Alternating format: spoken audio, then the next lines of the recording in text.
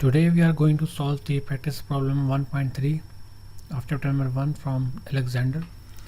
आज की जो वीडियो है इसमें हम जो प्रैक्टिस प्रॉब्लम सॉल्व करेंगे, इसमें हमारे पास जो करंट की वैल्यू है वो गिवन है। ठीक है, आपके पास करंट जो है वो नॉन है यहाँ पे, और ये कंडीशन दी गई है कि 40 greater than 0 and less than 1 it is 4 ampere.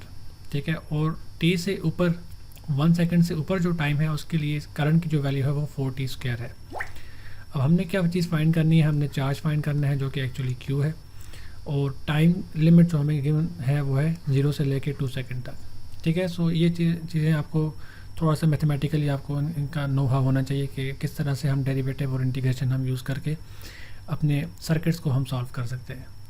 सो यहाँ पे जो चीज़ ज़रूरी है, सबसे पहले मैं आपको बता दूँ कि आपके पास जो करंट होता है वो इक्वल होता है आपके पास dq/dt के। अब आपने क्या चीज़ फाइंड करनी है, आपने अमाउंट ऑफ चार्ज फाइंड करना है। ठीक है, ये जो चार्ज इंटर हो रहा है यहाँ पे, सो इसको मैं कुछ इस तरह से डिराइव करूँगा कि मुझे यहाँ पे dq सेपरेट चाहिए, तो dq मेरा वैसे का वैसा ही रहेगा, और ये जो dt है ये यहाँ पे it से मल्टीप्लाई हो जाएगा। सो i के साथ मैंने dt यहाँ पे मल्टीप्लाई करवा दिया। ठीक है, अब क्योंकि मुझे चार्ज चाहिए तो मैं यहाँ से इंटीग्रेशन ले लेता हूँ दोनों तरफ। ठीक है, यहाँ पे भी मैंने इंटीग्रेशन ले ली, यहाँ पे मैंने इंटीग्रेशन ले ली। सो ये मेरा इंटीग्रल डेरिवेटिव को कैंसिल कर देगा। सो अब मैं ये कह सकता हूँ कि ये मेरे पास जो q है ये अब मेरे पास ये कैपिटल Q है, और इसकी जो वैल्यू है वो इक्वल है इंटीग्रल ऑफ i dt। ठीक हो गया। अब अगर इस फार्मूले को मैं यूज़ करूँ तो मैं इजीली जो है वो चार्ज फाइंड कर सकता हूँ। ठीक है, अभी मैं इसको इस तरह से सॉल्व करूँगा कि मेरे पास दो इंटरवल हैं। सो एक इंटरवल जो मेरे पास है वो 0 से लेके 1 के दरमियान है। So integration from 0 to 1 i of t, किसी भी इंस्टेंट पे हमारे पास जो टाइम की वैल्यू है, और dt। ठीक हो गया, और 0 से लेके 1 के दरमियान हमारे पास इसकी वैल्यू है, प्लस 1 से ग्रेटर हमारे पास जो वैल्यू है वो कितनी आती है, 1 से लेके लिमिट हमारी क्या है 2, तो 2 तक हमारी वैल्यू चली जाएगी, और उस टाइम पे जो करंट की जो वैल्यू होगी वो हम यहाँ पे पुट कर देंगे। ठीक है, आई होप कि आपको ये चीज़ समझ आ चुकी होगी कि ये हमने कैसे लिखा है कि 0 से लेके 1 तक हमारे पास करंट की जो वैल्यू है वो यहाँ पे हम लिखेंगे, और 1 से लेके 2 तक हमारे पास जो वैल्यू है वो जो वैल्यू होगी वो हम यहाँ पे लिखेंगे। अब ये जो वैल्यू है 0 से लेके 1 तक, वो आई एफ टी की वैल्यू वो हमारे पास यहाँ पे है, और 1 से लेके 2 के दरमियान जो करंट की वैल्यू है वो ये वाली वैल्यू है। सो इसको मैं कुछ इस तरह से सॉल्व कर लेता हूँ कि Q is equal to from 0 to 1 I F T की वैल्यू कितनी है 4, सो इट इज़ 4, और डी टी मेरा सेम टू सेम वैसे का वैसा, plus from 1 to 2, from 1 to 2 I F T will be 40 square D T.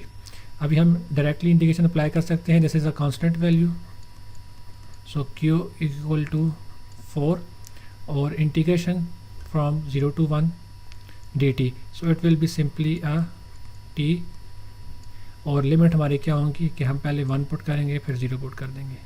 ठीक है, यहाँ पे हम 4 बाहर ले लेंगे, 4 हमने बाहर ले लिया, और t स्क्वायर की जो इंटीग्रेशन होती है वो हमारे पास होती है t क्यूब डिवाइड बाई 3। सो वो जो डिवाइड बाई 3 होगा उसको मैं बाहर ले लेता हूँ। ठीक है, क्योंकि हमने जो लिमिट लगानी होती है वो इस t की वैल्यू के ऊपर लगानी है। सो लिमिट मेरी क्या होंगी 2 और 1।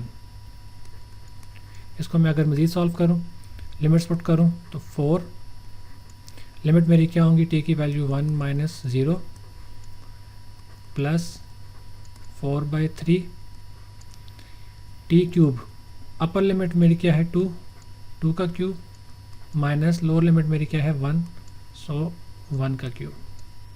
सो ये मुझे जो वैल्यू देगा, ये मुझे इसको मैं यहाँ पे q equal to 4 into 1 it is equal to 4 plus 4/3, it is actually multiplication. So इसको मैं यहाँ पे अरेज कर लेता हूँ। सो ये 2 का cube 8 minus 1, so it will be 7। ये मुझे क्या वैल्यू देगा 4 plus 7 4 28, 28/3 is its value will be 13.33 coulomb.